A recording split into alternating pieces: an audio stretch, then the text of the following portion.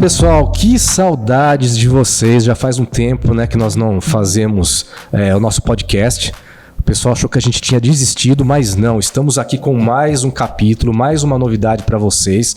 Nós estamos ausentes, isso é por um bom motivo. Já vou me apresentar, Rafa Cristofoletti, vocês já me conhecem. Rogério Babler do meu lado. E Rogério, antes de te dar aí as boas-vindas, né?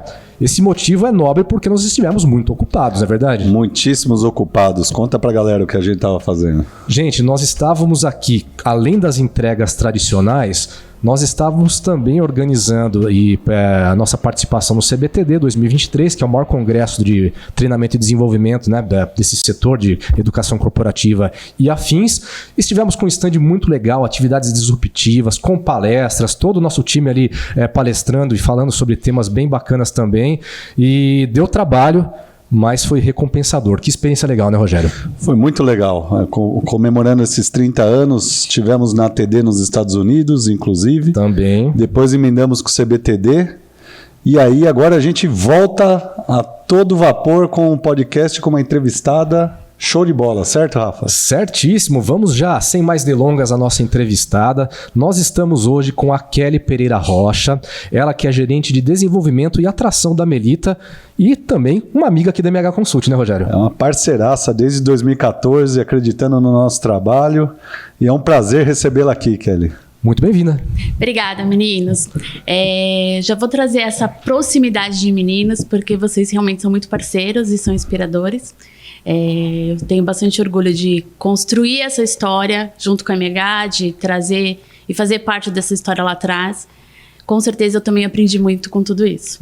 É isso aí, desde 2014 que a gente se conhece, né? Foi o primeiro trabalho que a gente iniciou um projeto de cultura que estava implantando o RP na Melita. Isso. Daí, desde então, a gente começou trabalhinhos aqui, outros ali. E a gente vem apoiando a Melita na transformação da cultura. Isso mesmo. Bom, hoje a gente vai falar, né, o nosso tema central aqui é justamente soluções experienciais. A gente vai falar sobre soluções experienciais, sob a ótica da Kelly, nas experiências que ela já teve por meio dessas atividades que são realizadas, né, com as equipes, grande parte fora do próprio, né, do próprio escritório, na maioria das vezes fora do próprio escritório, e são atividades, né, bem inusitadas, algumas a gente vai ter bastante história aqui para contar. Mas antes, né, nós já colocamos o nosso entrevistado no nosso divã para perguntar, né, para a gente conhecer um pouco mais sobre você, tirando o crachá de lado. Então conta para a gente quem é a Kelly, né, pessoa física e não a pessoa corporativa, digamos assim. Legal. Então, eu sou uma mulher branca, de cabelos claros,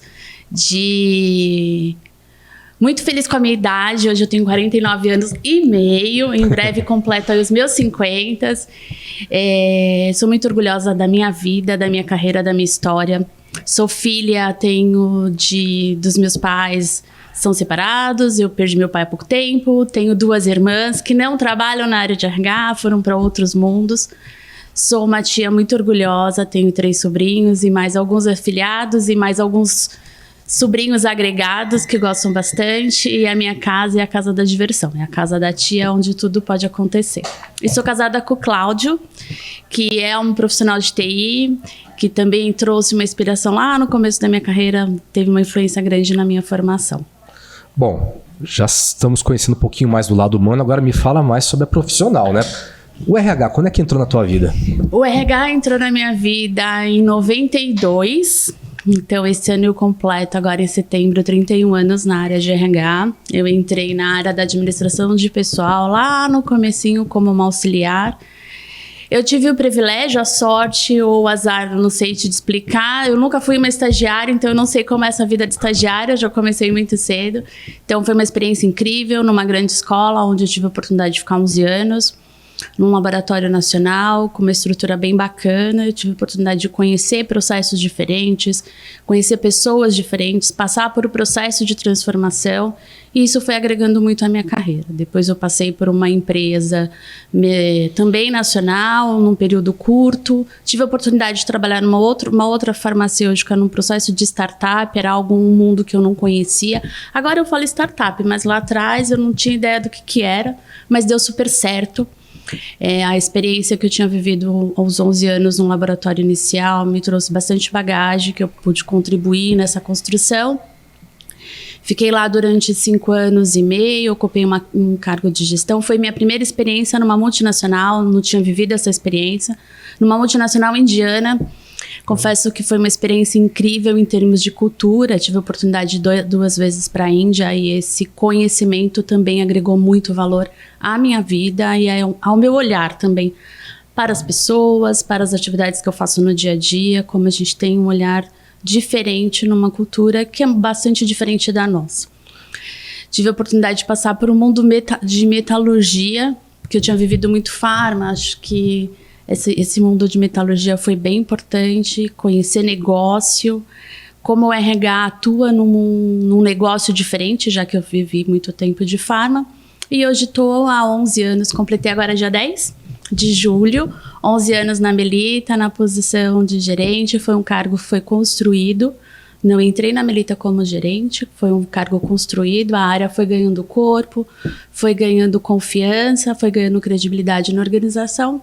E aí há quase 3 anos, basicamente 3 anos, eu ocupo essa cadeira de gerente. E não tem quem não conheça a Melita, né, Rogério? Nossa, não tem como, né? Tem nem por que apresentar a empresa, né? Exato.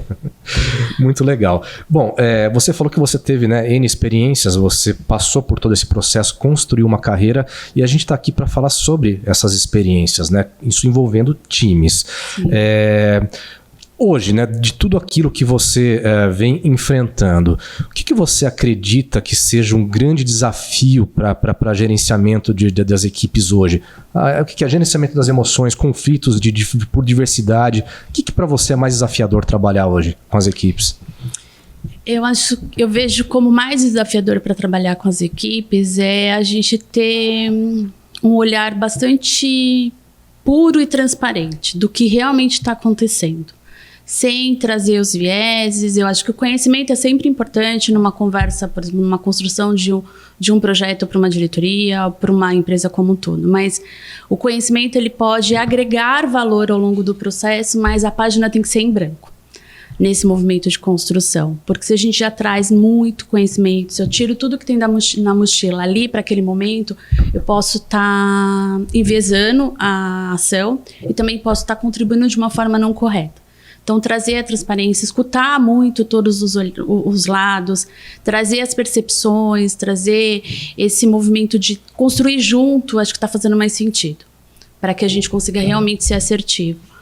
Porque a minha percepção pode ser diferente da sua e o resultado não vai ser agregador. E no final de tudo, né, o meu cliente interno, ele vai olhar e falar assim, o programa foi legal, mas a gente não conseguiu atingir o objetivo. E é esse olhar que eu acho que a gente precisa ter. Muito legal essa palavra, né, Rogério? Construir junto, né?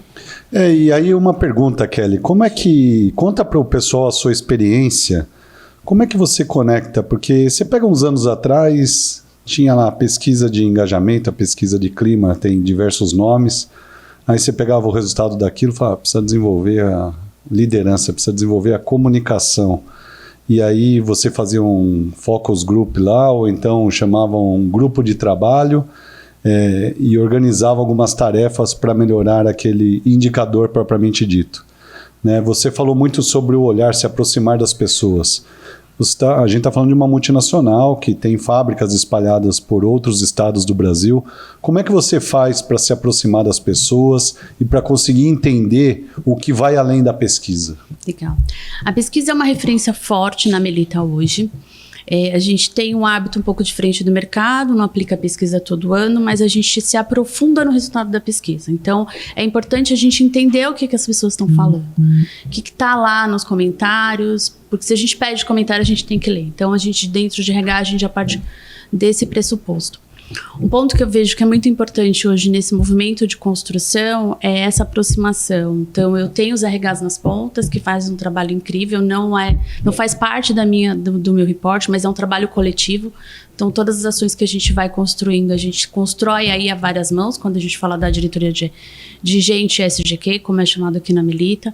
Mas eu vejo um olhar importante nos últimos anos que a gente vem tendo com os diretores, a gente também precisa olhar tudo aquilo que foi construído.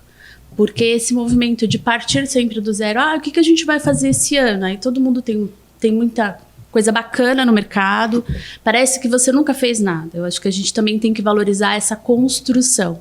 Então, a pesquisa de clima é sim uma referência, mas tem muita coisa que foi sendo feita ao longo dos anos.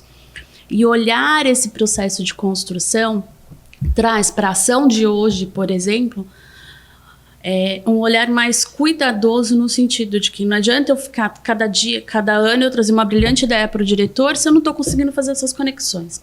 Essas conexões, elas são importantes. E ao longo desse processo, para alguns projetos, também a gente percebeu e aprendeu que às vezes é preciso voltar naquele tema. E tudo bem. Porque senão a gente parte do pressuposto que está tudo ok. E aí isso não é verdade. Porque a gente está falando de pessoas, né?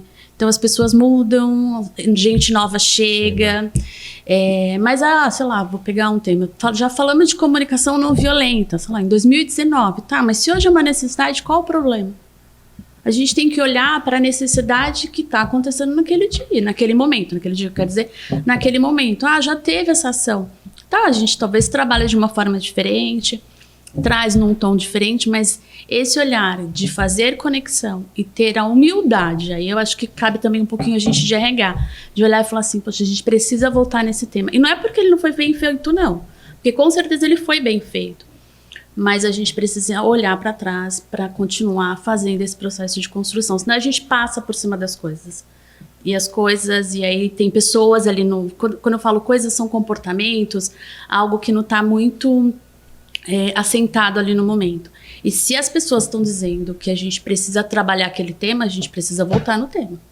Ô Kelly, tem um ponto que eu tenho acompanhado você trabalhando com os diretores, porque é muito comum, eles estão inseridos nos seus negócios, nas suas tarefas, nas suas demandas, e eles vão para resolver questões de negócio e do negócio.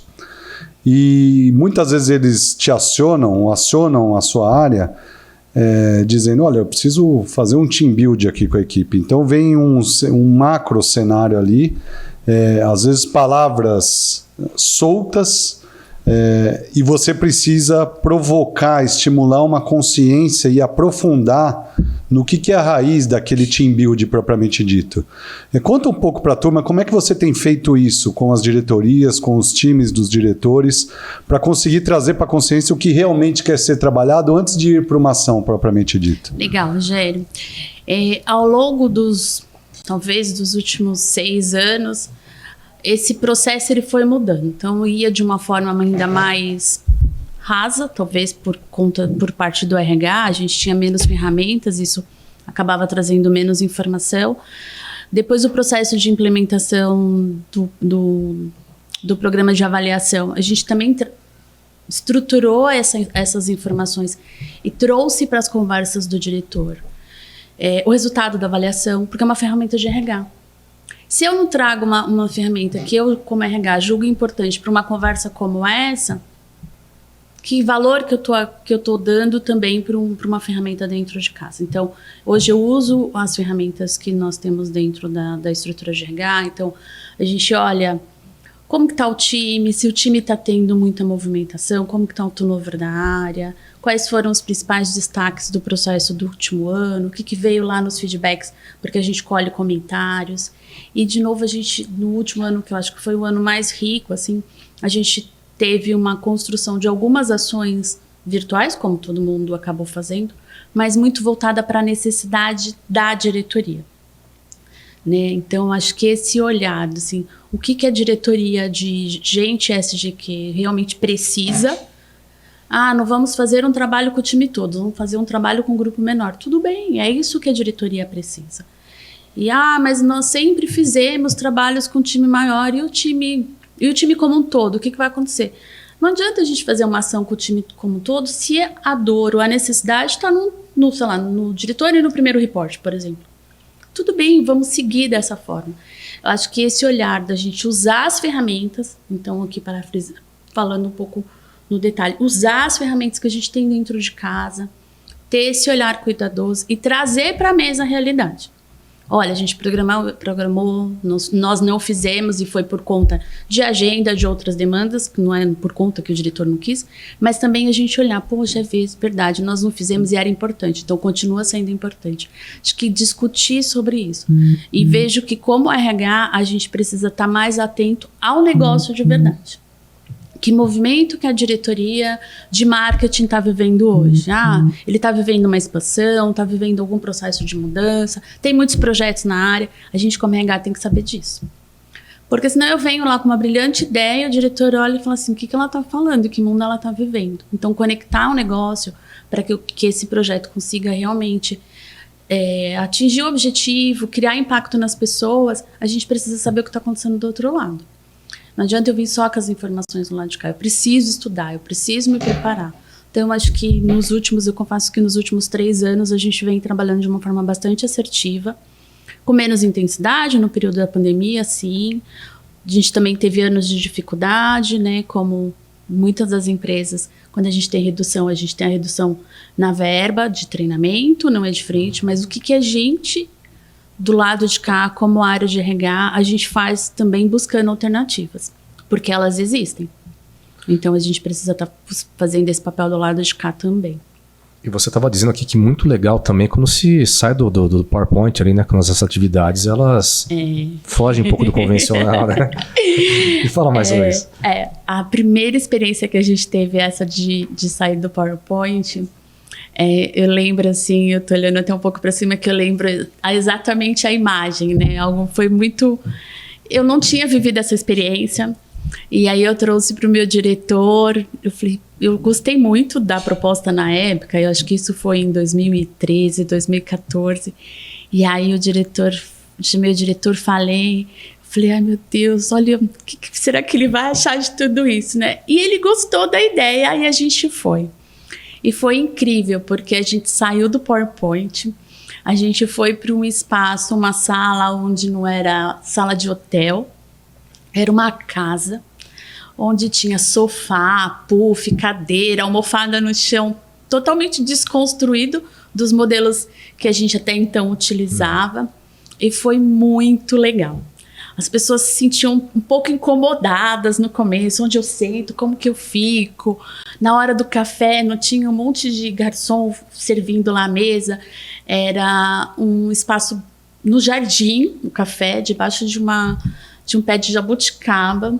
A pessoa fazia o café lá na casa dela mesmo, então era pão caseiro, bolo, era totalmente desconstruído de tudo que a gente tinha vivido. E o time gostou muito. Vocês ficaram o quê? Fazendo um trabalho convencional, mas num ambiente diferente, ou teve um tema específico a ser trabalhado nessa atividade? Na época a gente trabalhou comunicação, então a gente tinha momentos de trocas individuais do grupo como todo, depois em dupla. Então a dupla saía, ia pro jardim, sentava no chão, sentava na beirada e olhava tudo aquilo e falava assim, meu Deus, será que isso vai dar certo? E foi muito, muito especial. E eu acho que aí a partir dali a gente descobriu que a nossa cultura aceitava esse modelo. Legal. E que a gente poderia explorar mais, né? O que as pessoas sentiram falta do PowerPoint? Até elas descobrirem, e ao longo da jornada a gente foi falando sobre isso, que elas não faziam nada com os slides do PowerPoint. Porque elas estavam somente acostumadas a receber uma apostila, um material no PowerPoint a cada treinamento, por exemplo. E aí depois de umas 2 rodadas com esse formato, a gente também, porque a gente colhe a pesquisa de reação, a gente também colheu a pesquisa de reação que as pessoas não tinham mais saudade do PowerPoint. Olha só. Mesmo, né, saindo dessa zona de conforto, elas gostaram, se adaptaram. E a direção aceitou também. Sim. E essa experiência de sair do PowerPoint deu realmente liberdade para a gente dentro de T&D a buscar outras formas. Porque em alguns momentos a gente tem um pouco de teoria, de novo na mochila que a gente carrega, em outras experiências. E aí a teoria com a experiência começou a ser mais latente na organização. E a teoria era algo muito... Pegar alguns exemplos que a gente teve, o próprio trabalho, quando a gente fez a implementação do ERP, era algo muito novo para a companhia, a gente tinha um time todo envolvido, A implementação desse ERP foi um sucesso, mas o time estava tão engajado, acreditando tanto que era possível. E quando a gente fez essa experiência de change, que foi um trabalho de várias mãos, a gente tem uma pessoa dentro da Melita que cuida dessa área também. E aí a gente começou a viver essa experiência de como é esse processo de mudança. Mas não o que os livros contam, o que os vídeos contam, nada disso. A gente foi viver lá na prática. O que é viver essa mudança? E eu lembro que a gente fez uma atividade do nó da gravata. Tava pensando nela aqui. Foi incrível. Eu olhava e falava assim, gente, que negócio complexo. O que é isso? Foi muito interessante, porque a demanda que a Kelly trouxe foi: as pessoas precisam entender que ensinar o outro a utilizar o novo sistema, o novo ERP, não é necessariamente do jeito que ela usa. Então ela tem que se vestir no lugar do outro para que o outro entenda como usar o ERP. E aí foi o grande lance. A gente começou com uma foto de um pai ensinando um garoto a dar um nó no cadarço. Você que tem filho pequeno, né, Rafa? Sim. Uma coisa é você falar para ele como tem que fazer, outra coisa é deixá-lo fazer. Sim. E não sai o nó, não sai no começo. E aí, ao invés de dar o nó no cadarço, porque todos, a essa altura do campeonato, adultos sabem dar, nós usamos nó de gravata. Tá. E algumas pessoas tinham acesso a como fazer o nó da gravata e tinha que ensinar a outra na frente delas. Olha só que bacana. E essa atividade foi incrível porque ao longo do processo de implantação do SAP, cada vez que a gente tinha uma dificuldade onde a gente tinha que levar a informação para o outro, se colocar no lugar do outro, aí entra uma série de outros olhares, né? O time trazia a experiência do nó da gravata. Gente, lembra do nó da gravata? Porque a gente tinha que ter esse olhar cirúrgico, cuidadoso. E, de novo, a forma que você dá o nó pode ser diferente da minha, mas a gente vai obter o resultado final, né? Então, respeitar essas diferenças foi um movimento que foi bastante forte durante o processo de implementação desse ERP. E o ERP foi um sucesso. Uma empresa, né, como hoje a gente tem 900 pessoas, um faturamento bastante expressivo, e a gente não teve um dia de parada de faturamento quando entrou o SAP. Né? Então, a gente teve um go live assim, de super sucesso. Então, a gente também traz isso muito por esse processo de envolver as pessoas. O time está muito engajado, muito a fim de fazer acontecer. E eu acho que isso trouxe esse resultado super positivo. E eu não posso deixar de esquecer também que você sabe que eu tenho uma relação especial com a Melita, porque meu primeiro team building, né, envolvendo MH e Melita, foi com a Melita, foi com vocês, né? Que foi a montanha que nós subimos. E foi um evento pós-pandemia, acho que foi o primeiro encontro pós-pandemia do time de marketing, né? Foi bem no comecinho do ano, né? Foi, do ano passado. E eu estava lá com uma função de gravar, de produzir um vídeo, né, para Melita. E eu não sabia direito como é que funcionava um team building, eu não estava entendendo muita coisa, mas estava lá para gravar e pegando as imagens. E quando nós chegamos ali no topo da montanha, que teve aquela questão das cartas, dos baralhos, onde as pessoas, né, descreveram situações-chave, aquilo foi tão emocionante que eu guardo assim como uma experiência muito especial assim, para mim, foi muito legal. Foi minha primeira experiência de escalada, daquele tipo de escalada. Eu não sei porque vocês estão rindo. Eu confesso a vocês que a hora que eu cheguei ali no metade da montanha, que faltava pouco, eu olhei aquela pedra enorme, eu falei, meu Deus, o que eu tô fazendo aqui? Mas eu acho que é isso, assim, a gente precisa se aventurar mais. Eu acredito que cada um de nós, como profissional, a gente sabe exatamente qual que é a zona de segurança. Sim. E também ter parceiros e a relação de confiança no outro. Então, assim, o time estava muito a fim de fazer, o diretor comprou muito a ideia, a gente tinha todo o suporte de segurança, não tinha nada que, não vou falar que nada pudesse dar errado. Poderia dar alguma coisa errada? Como tudo. Poderia, uma torção no pé, tudo. Mas todos os cuidados e a atenção foi calculado, foi planilhado, foi feito para que realmente o time tivesse muito sucesso.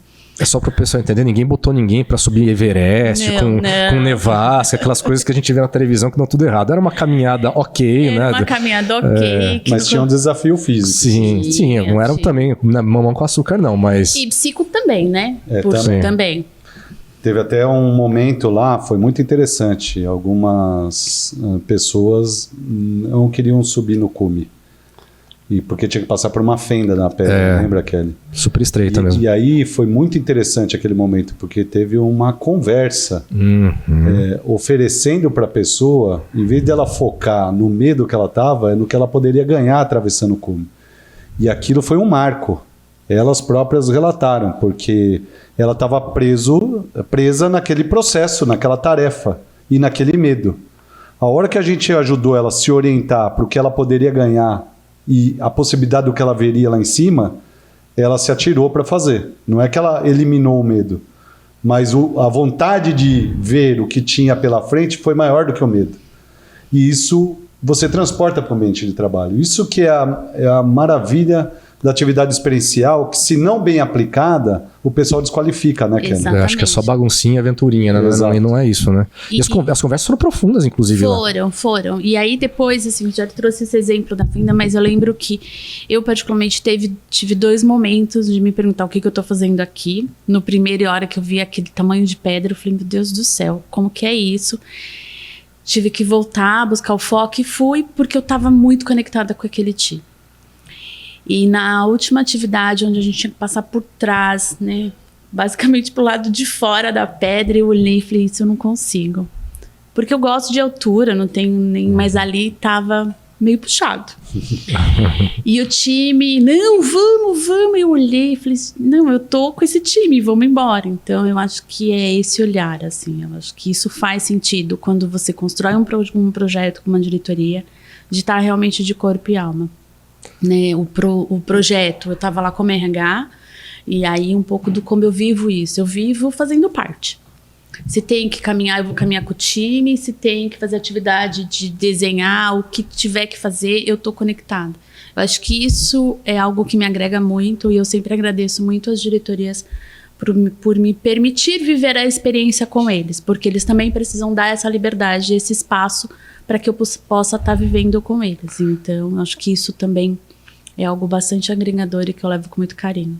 Agora tem outra ponta também, né, Rogério? Porque você tá lá, né, todo com a adrenalina alta no meio de uma atividade, a dopamina também lá em cima, né, aquela sensação de recompensa. Nesse caso, por exemplo, aquela vista maravilhosa, depois daquelas conversas profundas e tudo mais.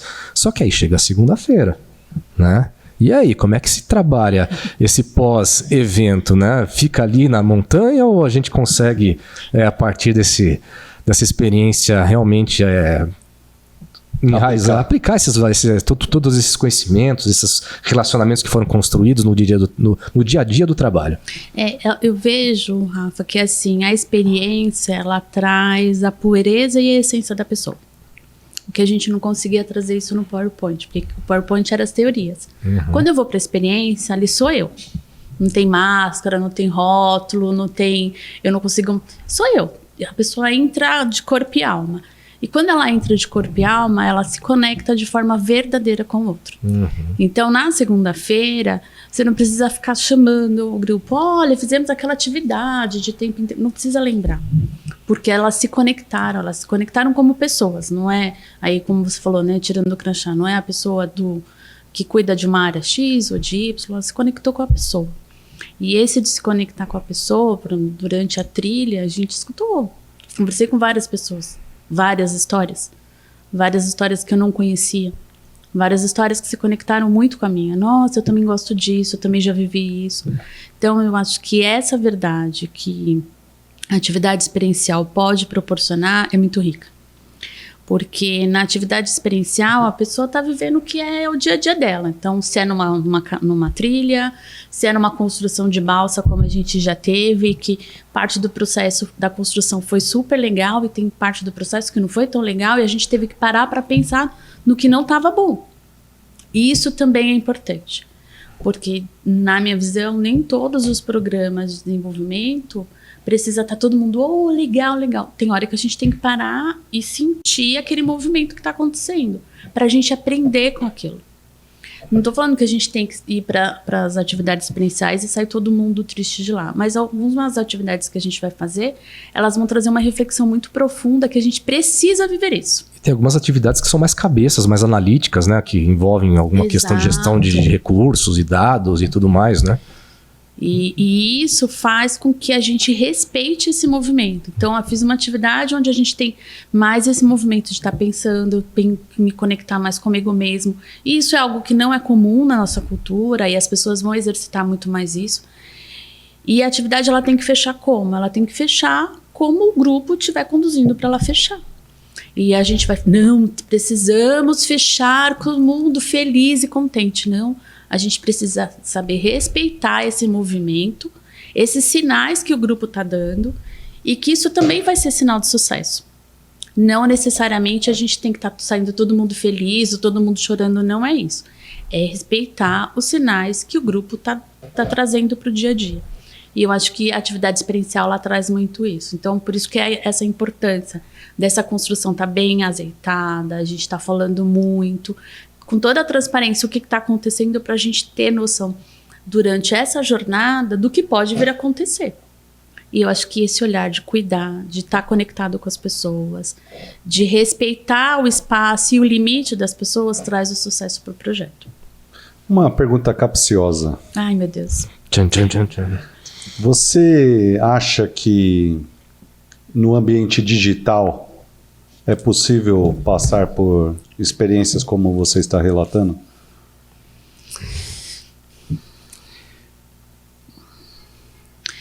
Eu acho que sim, com uma menor intensidade. E por que eu acho que sim? Eu acho que vai muito do modelo de desenho que a gente fizer. Então, assim, eu tenho lá um tema, a gente viveu uma experiência dessa. Comunicação não violenta.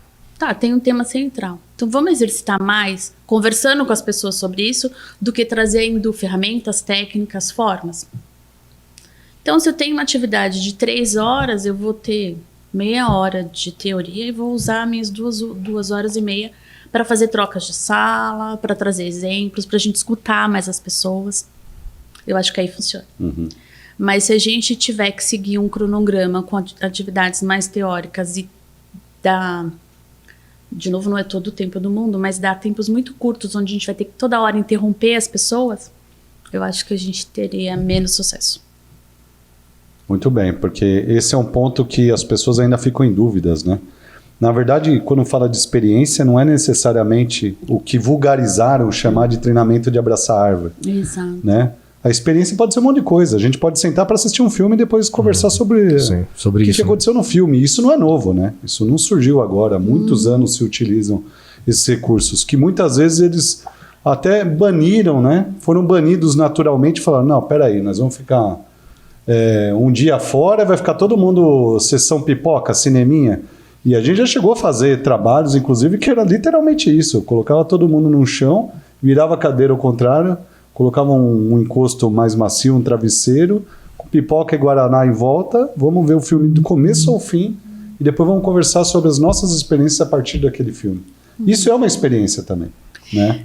Não precisa ser necessariamente a montanha, que, como a gente citou, Sim. que eu estou indo para um extremo, e o outro extremo a gente no ambiente digital, porque em todos eles é possível se aprofundar na experiência de quem está participando, né? Mas Sim. O detalhe, como você falou, é estar atento às pessoas que estão passando pela experiência. Exatamente. Né? E não ao método que está sendo utilizado. Porque eu acho que aí vai muito, né? Assim, porque o método, as ferramentas, as formas, elas podem ser das mais diversas. Mas se a gente não observar quem é que está do outro lado, se tudo aquilo que está sendo dito está sendo impactado, está fazendo sentido, e aí pegando a palavra, né, está dando propósito às pessoas, a gente pode trazer o melhor programa e que não vai dar efeito. Então, assim, eu acredito muito que o programa é aquele construído a várias mãos. A gente não precisa trazer, não desqualificando a NASA, mas a gente precisa ter, não precisa ser nada da NASA. E também esse cuidado com a modernidade, né? A gente tem várias, a gente acabou de chegar do CBTD, quantas coisas legais que a gente viu lá, é olhar e falar assim, o que faz sentido para a organização que eu trabalho hoje? Uhum. E pode ser que tem coisas lá incríveis que eu olho e falo assim, não é o momento. E talvez não vai ser o momento hoje, pode ser no futuro, ou não, e tudo bem. Mas, de novo, a gente tem que observar os sinais. Porque eu acredito que é dessa forma que a gente, como RH, consegue se conectar realmente com o negócio. Outra pergunta capciosa. Rogério hoje tá afiado, hein? Tá, né? Ai, meu Deus. Obviamente, os próprios diretores têm características diferentes, vieses diferentes, apesar de estarem alinhados em função da mesma cultura. Então, por vezes, há diretores que, opa, legal, Kelly, topo esse desafio, vamos pegar o extremo lá, vamos para a montanha, né? E tem outro que fala assim, não, peraí, eu vou tirar meu time 2 dias aqui, o que eu vou justificar dentro da empresa? Né? Como é que você lida com esses cenários quando algumas diretorias preferem não se arriscar, não ir para esse arrojo de uma atividade experiencial e ficar mais na sala, no convencional, no PowerPoint, e você está percebendo que o time, na verdade, precisava sair daquele ecossistema ali. Como é que você lida com isso? Acho que aí eu olho muito para o meu papel. O meu papel como área de desenvolvimento é trazer outras reflexões, trazer novas propostas, trazer algo diferente do que já foi vivido e sempre trazer uma história, um bom storytelling porquê daquilo. Né? Porque é o que eu fico comentando, não adianta eu trazer alguma prática de mercado se a minha diretoria está num outro momento. Então, esse fio condutor de tudo que a gente já construiu me ajuda a trazer talvez um olhar de mudança. E como RH, como área de T&D, eu preciso trazer alternativas, porque eu já sei como aquele diretor é. Eu posso trazer de novo o viés e trazer uma proposta do que ele vai gostar só para agradá-lo. E eu sei que o diretor não quer ser só agradável. Né? O meu papel não é agradá-lo. Meu papel é trazer algo que vai construir e vai oferecer ele melhores resultados, um time mais conectado. Então, eu vejo como meu papel é trazer o diferente, observar qual é o limite daquela diretoria. Talvez não é uma montanha, mas é uma outra atividade experiencial. E dá para eu fazer um misto, parte sala de aula e parte experiencial, e vai dar um super sucesso. E tem outros que eu vou só na atividade experiencial e também vai ser um sucesso. Então, eu acho que o meu papel é observar e trazer alternativas. Né? E trazer esse storytelling do porquê que eu estou trazendo aquilo. Porque se eu chegar lá com brilhantes ideias, ele vai olhar para mim e falar assim, o que a Kelly está trazendo? O que aconteceu com ela hoje? Então eu preciso estar bem atenta a isso. O pessoal acha que vida de RH é fácil, né? Você viu, tem que ser RH, psicólogo, marketing, tem que fazer tudo ali. E eu não sou psicólogo, storytelling. O Kelly, e tem outro ponto interessante. Você está na Melita desde 2011, né? É isso? 12. Então, nós já estamos falando aí de 11 anos. 11 anos. Como é que você vê essa transformação nessa jornada que você tem trabalhado? Se a gente pode dizer assim, o que a Melita 11 anos atrás e o que a Melita 11 anos depois, a partir de todo esse modelo que vocês têm de maneira cadenciada, né? Inclusive influenciado pela própria diretoria, ao encontro dessa transformação de cultura. Como é que você vê essa transformação? Tá. Melita, lá atrás, né? 2012, uma empresa que a gente trabalhava muito no olhar de alguns projetos que aconteciam durante o ano, 4, às vezes 5. E no movimento ainda, né, sempre com esse movimento de cuidar das pessoas, eu acho que a Melita traz isso muito forte. Eu trago isso muito no meu discurso, no processo seletivo. É uma empresa relacional, que tem um olhar para as pessoas verdadeiro, puro. Acho que traz isso muito por conta da essência. Mas isso é o que é. E alguns podem falar assim, isso não é legal, mas acho que eu particularmente não vejo como certo, como errado. Faz parte da cultura. Faz parte dos valores e as pessoas reconhecem isso. E esse processo de transformação, eu acho que eu trago muito depois da mudança. A gente teve um presidente que se aposentou e veio um presidente novo. Ele traz, nos discursos da diretoria e do presidente também, vem muito assim, a gente tem vários projetos na organização acontecendo. O ano passado a gente teve uma atividade que a gente foi listar esses projetos, eram muitos projetos, maiores, menores, de maior ou menor intensidade, mas que tudo isso ia contribuir para o fortalecimento da cultura e para o resultado como um todo. Então, uma empresa que que vive e respira muitos projetos durante o ano. E um tom que o nosso presidente Marcelo traz hoje, que é assim: a gente pode tomar alguns gols, mas a gente ganha o jogo. E esse tomar gol não era algo comum que a gente tinha lá no DNA, e essa transformação da cultura veio, acho que trouxe isso. E o tomar gol é assim, não é sempre que a gente vai acertar em tudo. Mas é assumir risco, né? Mas é assumir risco e saber que a gente vai ganhar o jogo.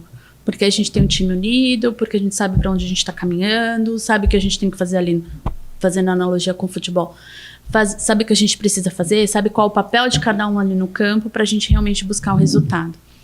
E também com essa tranquilidade que do outro lado também tem alguém muito preparado, pegando concorrência ou coisa do tipo, e que vai também buscar o seu papel. No jogo, o time adversário não fica parado esperando a gente fazer o gol. E é isso que a gente precisa aprender, essa diversidade, que tem gente fazendo do outro lado também, e que tomar um gol, 2 gols, vai fazer parte do jogo, mas o que a gente precisa como foco é ganhar realmente o jogo. Muito bem. Bom, chegamos aos nossos finalmentes aqui. Já pedindo alguma fonte de informação que você possa dividir aí com os nossos internautas, com os nossos interlocutores, né, como o Rogério costuma dizer também. Você tem algum filme, série, livro, alguma coisa que você poderia nos indicar aqui para que as pessoas possam, né, conhecer um pouquinho mais sobre qualquer tema que seja, não precisa ser RH necessariamente. Tá. Eu gosto de um filme antigo, mas eu acho que ele fala muito do mundo que a gente vive, que é o Clique.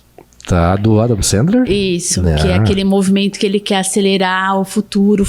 Então, assim, eu acho que a gente tem uma grande oportunidade no presente de transformar o futuro. Então, para a gente cuidar um pouquinho desse dia a dia, para não chegar lá no futuro e falar assim, meu Deus, que história é essa que eu construí?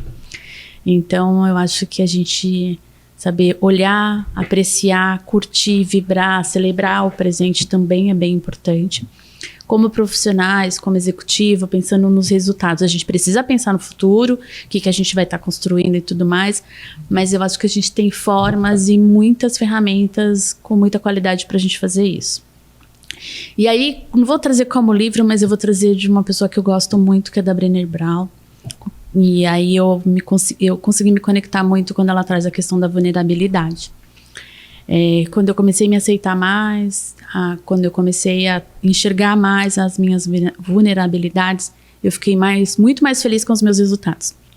Eu acho que isso fez muita diferença para mim, na minha vida, no meu trabalho. E aí, no caso da Brené, quem quiser, né, tem série na Netflix, tem livro, ela é incrível, tem o TED dela, que é muito legal também, legal. Né? Então já fica como tem dica. bastante informação ali. Muito bem. Rogério, grande finale contigo. A pergunta matadora, né? Só que essa não é capciosa. Chega, né? Chega. O que significa gente para negócios na sua visão, Kelly? Tá. Gente para negócios é assumir que quando eu estou fazendo um processo seletivo, eu estou olhando para aquela pessoa com tudo que ela tem na bagagem, mas com tudo que ela pode se conectar com a empresa que eu represento hoje. E se isso não fizer sentido, tudo bem, porque ela vai ter influência no negócio. Então, eu preciso olhar que essa pessoa que está chegando, ela vai poder contribuir para o negócio, ela vai poder aprender com o negócio, ela vai poder trazer resultado para o negócio. E olhar para o negócio não é olhar para o meu mundinho de desenvolvimento, de seleção. É olhar o que eu estou fazendo, o que está acontecendo. Gente de negócio vai no supermercado e arruma a gôndola com o maior prazer. Posso estar de salto alto, posso estar no meu final de semana, eu sinto prazer em fazer isso. É realmente se conectar ao negócio. Lá atrás a gente falava muito de vestir a camisa, de representar a empresa a qual você trabalha com muito orgulho, com muita paixão. E com muita vontade de cada vez mais ver essa empresa acontecer. Então, eu acho que a gente tem que estar realmente conectado com a empresa que a gente trabalha. E se quem está ouvindo a gente perceber que tem alguma coisa que não está conectando, volte a olhar para si. Olhar para si, se não está conectando com a empresa, se não está conectando com o negócio, não tem problema, mas respeite esse movimento e faça a sua mudança. Porque esse movimento traz resultado. Para mim, para o negócio da empresa que eu trabalho hoje. Muito bem, estivemos então com Kelly Pereira Rocha, gerente de desenvolvimento e atração da Melita, Obrigado, viu, pela sua presença. Foi muito legal, né, Rogério? Nossa, foi uma delícia. O papo fluiu, né? Voou, né? Voou. Obrigado. Gente, obrigada. Foi um prazer, um orgulho. Admiro muito o trabalho de vocês. E o time de T&D é isso. A gente pode contribuir bastante. As pessoas te encontram nas redes sociais? Nas redes sociais, Kelly Pereira Rocha, meu LinkedIn, Instagram. Então lá, amo o LinkedIn. Muito bem. Bom, MH Consult também, vocês já conhecem nosso site, mhconsult.com.br. Estamos nas redes sociais também, como, né, o @mhconsult, porém no Instagram é mhconsult.com.br, né, é o @mhconsult.com.br. Estamos agora também na nova rede social ali da Meta, como é que se fala lá? É Threads, como é que é? Threads. Estamos lá, né, já dando alguns pitacos também, né, nessa nova rede.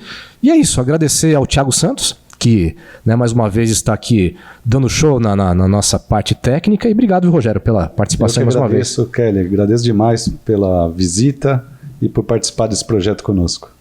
Legal. Gente, então ficamos por aqui. Sigam nos acompanhando e a gente se vê no próximo episódio. Até mais.